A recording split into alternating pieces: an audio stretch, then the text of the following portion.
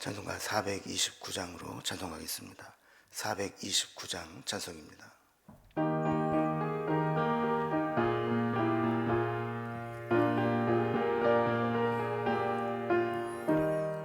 세상 모든 풍파 너를 흔들어 약한 마음 낙심하게 될 때에 내려주신 주의 복을 세어라. 주의 크신 복을 내가 알리라. 받은 복을 세어 보아라. 크신 복을 내가 알리라. 받은 복을 세어 보아라. 주의 크신 복을 내가 알리라. 세상 근심 걱정 너를 누르고 십자가를 등에 지고 나갈 때 주가 내게 주신 복을 세어라. 두려움 없이 항상 찬송하리라. 받은 복을 세어 보아라. 크신 복을 내가 알리라. 받은 복을 세어 보아라. 주의 크신 복을 내가 알리라. 세상 권세 너의 앞길 막을 때 주만 믿고 낙심하지 말아라. 천사들이 너를 보호하리니 염려 없이 앞만 보고 나가라. 받은 복을 세어 보아라. 크신 복을 내가 알리라. 받은 복을 세어 보아라. 주의 크신 복을 내가 알리라. 아멘. 함께 보실 말씀은 구약성경 전도서 2장 18절에서 26절까지 말씀입니다. 전도서 2장 18절에서 26절까지 949면에 있습니다. 이 말씀을 봉독하겠습니다. 내가 해 아래에서 내가 한 모든 수고를 미워하였노니 이는 내 뒤를 이을 이에게 남겨주게 됨이라. 그 사람이 지혜자일지 우매자일지야 누가 알랴마는 내가 해 아래서 내 지혜를 다하여 수고한 모든 결과를 그가 다 관리하리니 이것도 헛되도다. 이러므로 내가 해 아래에서 한 모든 수고에 대하여 내가 내 마음에 실망하였도다. 어떤 사람은 그 지혜와 지식과 재주를 다하여 수고하였어도 그가 얻은 것을 수고하지 아니한 자에게 그의 몫으로 넘겨주리니 이것도 헛된 것이며 큰 악이로다. 사람이 해 아래에서 행하는 모든 수고와 마음에 애쓰는 것이 무슨 소득이 있으랴. 일평생에 근심하며 수고하는 것이 슬픔뿐이라. 그의 마음이 밤에도 쉬지 못하나니 이것도 헛되도다. 사람이 먹고 마시며 수고하는 것보다 그의 마음을 더 기쁘게 하는 것은 없나니 내가 이것도 본즉 하나님의 손에서 나오는 것이로다. 먹고 즐기는 일을 누가 나보다 더 해보았으랴. 하나님은 그가 기뻐하시는 자에게는 지혜와 지식과 희락을 주시나 죄인에게는 노고를 주시고 그가 모아 쌓게 하사 하나님을 기뻐하는 자에게 그가 주게 하시지만 이것도 헛되어 바람을 잡는 것이로다. 아멘. 우리는 살아가면서 종종 허무와 이 권태를 느낄 때가 있습니다. 이 허무함을 찾아봤더니 허무의 뜻은 이런 겁니다. 뭔가 우리가 열심히 하고 나면 의미 있는 무엇인가가 있을 것으로 기대를 했는데 막상 보니까 아무것도 없더라. 이런 걸 느낄 때 생기는 감정이라는 거죠. 사람들은 뭔가 이 허무함을 채우기 위해서 새로운 이런 것 저런 것들을 해보지만 결국 그 허무함의 문제를 해결할 수가 없습니다. 또 권태도 느끼죠. 권태는 어느 순간 보니까 삶에 재미도 없고 의미도 없고 또 반복되는 삶이 싫어질 때 느끼는 감정입니다. 그래서 이 권태로운 삶에서도 탈출해 보려고 여러 가지 시도를 해보지만 뾰족한 수가 없습니다. 하나님 안에서 우리 인생의 의미를 찾기 전에는 절대로 해결할 수 없는 문제들이죠. 전도서는 그래서 하나님이 없는 우리 인생의 헛되고 허무하고 권태로움을 이야기합니다. 그러나 그렇다고 해서 염세주의적이거나 비관론적 인생관만 보이는 것은 아닙니다. 우리 인생은 하나님의 관점에서 봐야 제대로 된 해석이 가능합니다. 그래서 전도자는 점점 하나님의 관점에서 우리 인생을 좀 보려고 노력하고 있죠. 특별히 오늘 본문은 우리 인생이 내가 열심히 수고하고 노력해서 얻은 것이 있는데 내가 다 쓰지 못하고 누리지 못하고 후대에 넘겨줄 수밖에 없다라는 것을 깨닫게 됩니다. 결국 수고하고 애쓰는 것이 아무 소용이 없어 보일 때도 있는 거죠. 특별히 내 것을 물려받을 후대가 그것을 관리할 만한 능력이나 자질이 못 될 때 내가 지금까지 수고한 것이 무슨 의미가 있는가 이런 생각을 해보게 되는 겁니다. 그러나 하나님께서 기뻐하시는 자에게는 삶을 누리고 즐거워할 수 있는 것도 주신다고 고백하죠. 오늘 본문을 단락별로 구분을 해보면 첫 번째 단락에서는 내가 수고하고 열심히 모아둔 것을 결국에는 후대에게 넘겨줘야 한다는 현실을 자각하게 됩니다. 그리고 20절에서 23절까지는 그렇다면 내가 지금까지 수고하고 애쓰는 것이 어떤 의미가 있는지 그 의미를 찾지 못해서 한탄합니다. 그러나 마지막 24절에서 26절까지는 그럼에도 불구하고 우리가 하나님 안에서 우리 인생을 해석하고 하나님이 주시는 것에 만족하는 지혜가 우리에게 필요하다 이런 이야기를 합니다. 이제 먼저 첫 번째 단락을 봅니다. 수고한 것을 후대에 넘겨줘야 되는 현실에 대해서 이야기하죠. 세상 사람들은 아무리 성공하고 많은 것을 가졌어도 다 쓰고 누리고 가는 사람은 없습니다. 언젠가는 자녀들에게 다 주어야 되죠. 그런데 요즘에 이런 재미있는 농담이 회자되곤 합니다. 자녀에게 재산을 안 물려주면 맞아 죽고 반만 주면 쫄려 죽고 다 주고 그러면 굶어 죽는다라는 거죠. 언젠간 이렇게 다 주게 되긴 되는데 만약에 내가 이룬 업적과 재산과 명예를 후손에게 물려줬을 때 그걸 다 관리하지 못하고 다 헛되이 허비하게 된다면 내가 이렇게 수고하는 것이 무슨 의미가 있는가 한탄하게 된다는 겁니다. 18절 말씀을 보면 내가 해 아래에서 내가 한 모든 수고를 미워하였노니 이는 내 뒤를 이을 자에게 남겨주게 됨이라. 내가 한 모든 수고를 미워했다. 그 정도로 한탄했다라는 겁니다. 그런데 19절에 보면 그 사람이 지혜자일지 우매자일지 누가 알냐마는 내가 해 아래에서 내 지혜를 다하여 수고한 모든 결과를 그가 다 관리하리니 이것도 헛되도다 그랬습니다.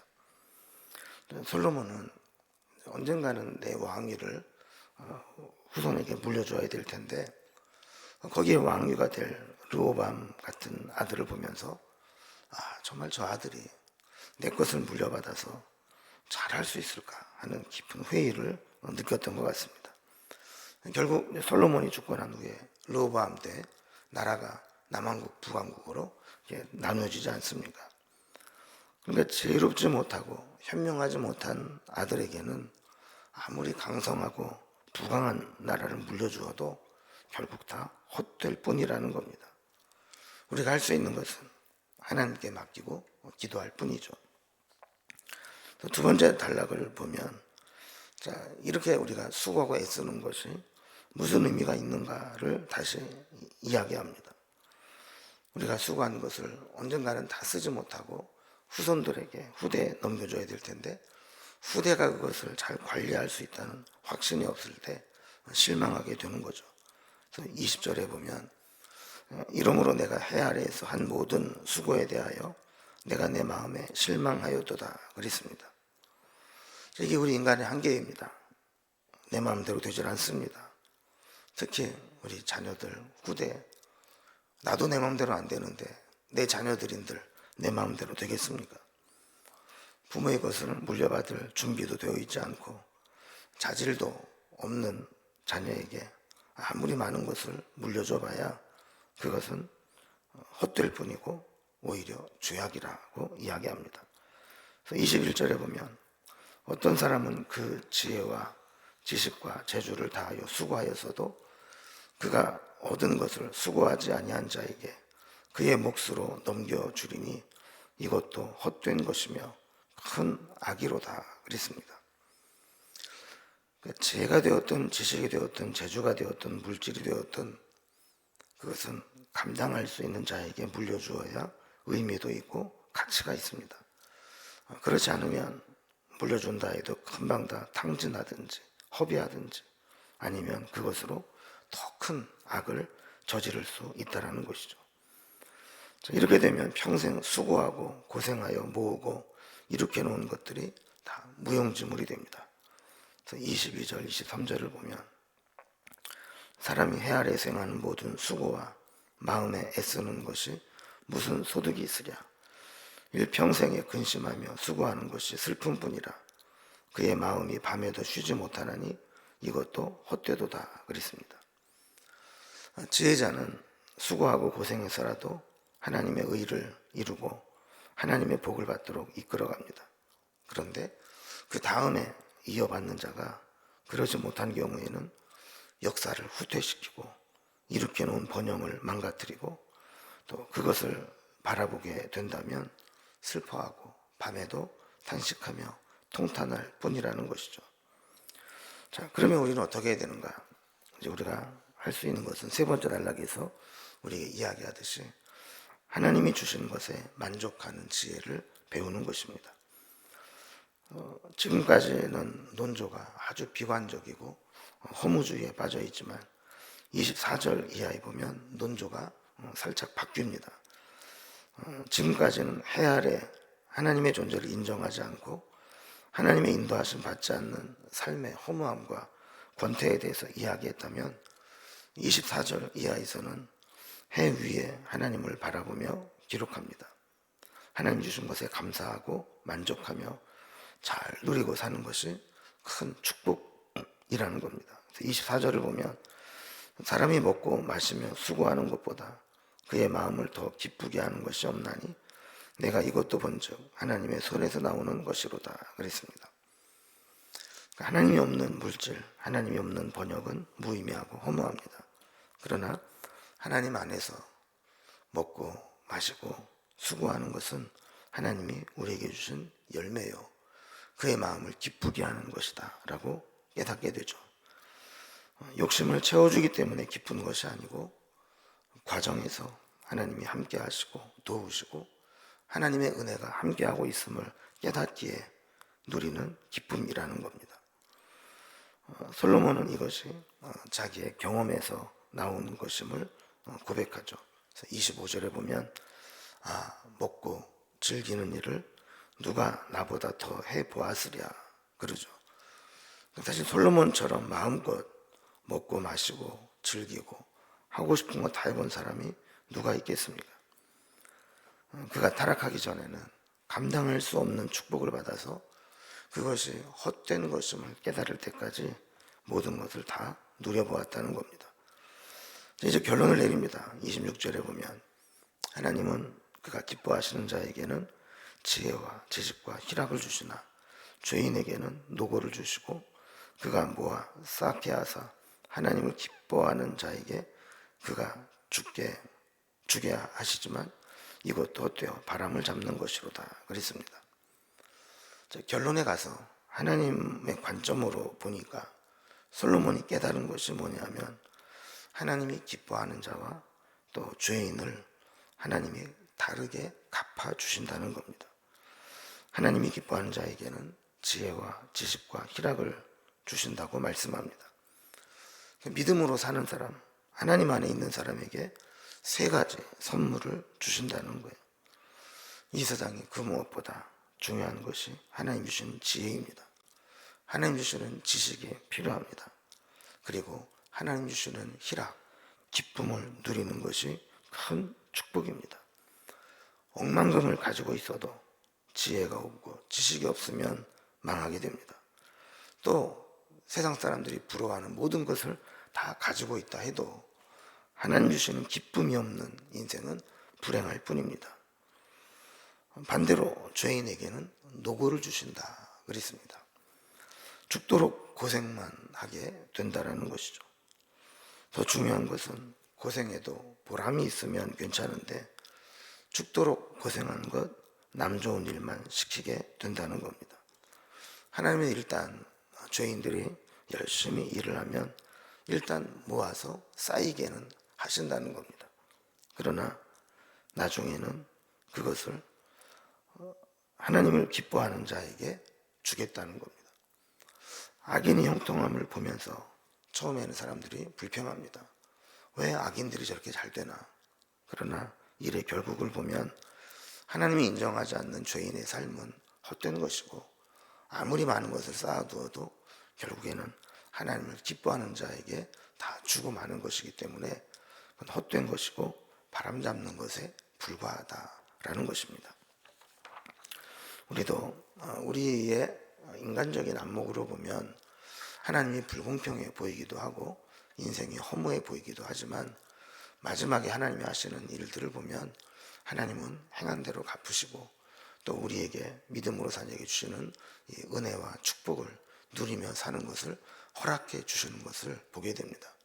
우리도 우리의 삶 속에서 하나님 주신 은혜와 축복을 누리며 살아갈 수 있기를 주님의 이름으로 기원합니다. 기도하겠습니다. 하나님 아버지, 어떻게 보면 인생이 참 허무하고 권태로운 것처럼 보여서 헛되고 또 바람잡는 것처럼 무의미하게 느껴질 수도 있지만 우리 인생을 하나님의 관점에서 바라보면 하나님께서 우리에게 주어진 축복이 있고 하늘의 지혜와 지식, 희락의 은혜를 허락해 주셔서 하나님 주신 은혜를 깨달아 알게 하시는 것을 보게 됩니다. 하나님 우리에게 하나님 주신 은혜에 만족하게 하시고 주 안에서 주님이 주시는 것들을 누리며 살아가는 복을 얻게 하여 주옵소서. 오늘도 우리 함께 하실 하나님을 바라보며 예수님의 이름으로 기도드리옵나이다. 아멘. 각자의 기도 제목들로 자유롭게 기도하시겠습니다.